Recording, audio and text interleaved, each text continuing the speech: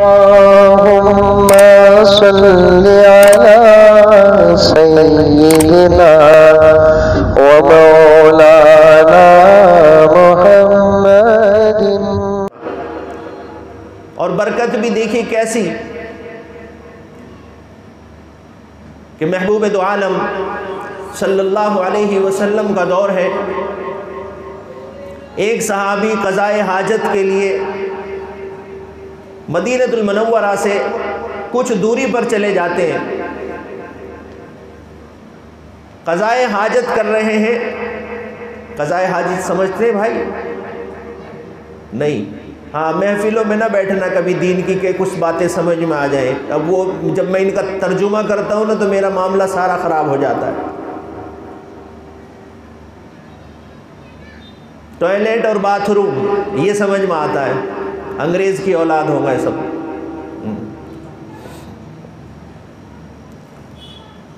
تو قضائے حاجت کے لیے باہر گئے، قضائے حاجت کر رہے ہیں تو دیکھتے کیا ہے کہ ایک بل ہے۔ بل سمجھتے ہیں کیا؟ ٹیلی فون کا جی، دو چیزیں ہیں۔ بل جو ہے اردو میں بھی استعمال ہوتا ہے اور انگلش میں بھی استعمال ہوتا ہے۔ بل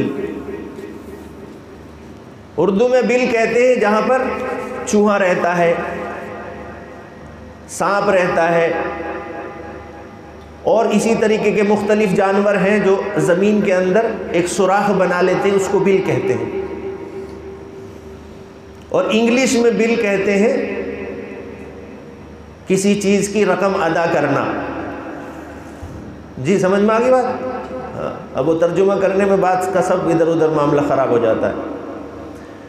تو یہ صحابی رسول قضائے حاجت کے لیے بیٹھے ہیں اور دیکھتے کیا ہے کہ ایک چوہا اندر سے ایک درہم لاتا ہے نکال کر اور باہر رکھ دیتا ہے۔ یہ ابھی قضائے حاجت میں ہی بیٹھے ہیں، پھر چوہا اندر جاتا ہے، پھر ایک درہم باہر رکھ دیتا ہے لا کر۔ 2 ہو گئے، 3 ہو گئے، اسی طریقے سے اس چوہے نے 17 درہم باہر رکھ دیے لا کر۔ یہ صحابی رسول قضائے حاجت سے فارغ ہوئے اور انہوں نے وہ درہم اٹھائے، اور اٹھانے کے بعد حضور اکرم صلی اللہ علیہ وسلم کی خدمت میں حاضر ہوئے اور لا کر رکھ دیا کہ یا رسول اللہ، میں قضائے حاجت کے لیے گیا تھا اور یہ ماجرا ہوا کہ ایک چوہا اندر سے بار بار ایک ایک درہم نکالتا رہا اور یہ 17 درہم ہو گئے، ان کا کیا حکم ہے؟ کیا یہ میرے لیے جائز ہے، ناجائز ہے، حرام ہے، حلال ہے؟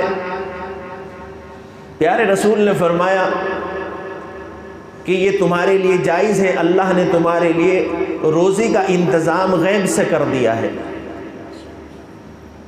تمہارے لیے روزی کا انتظام غیب سے کر دیا ہے۔ یہ وہ لوگ تھے جو حرام سے بچا کرتے تھے اور حلال کی طرف ان کی ہر وقت توجہ رہتی تھی، تو اللہ تعالیٰ ان کے انتظامات غیبی اس طریقے سے کر دیا کرتے تھے۔ آج معاشرے کا حال کیا ہے؟ آج معاشرے کا حال کیا ہے؟ کیونکہ ہم اب انگلش داں ہو گئے، ہمارے پاس وہ بل ختم ہو گئے کہ جہاں سے ہمیں روزی برکت والی ملا کرتی تھی، اب ہمارے اوپر اللہ نے وہ نحوست والے بل ڈال دیے ہیں کہ اب ٹیلی فون کا بل بھریے، اب نیٹ کا بل بھریے، اب اخبار کا بل بھریے، اب بچے کا بل بھریے، اب ہاسپٹل کا بل بھریے، انشورنس کا بل بھریے، پیٹرول کا بل بھریے۔ گویا کہ ساری کمائی ہماری کہاں جا رہی؟ کہاں جا رہی؟ بلوں میں۔ ان کو بلوں سے ملا کرتی تھی اور ہماری کمائی بلوں میں جا رہی ہے۔ اتنا تبدیلی کا زمانہ ہے۔ ان کو بلوں سے ملا کرتی تھی اور ہماری بلوں میں جا رہی ہے۔ دوائی کا بل ہے، نہ جانے کتنے بل لگے ہوئے ہیں، ہر آدمی کے ساتھ لگے ہوئے ہیں۔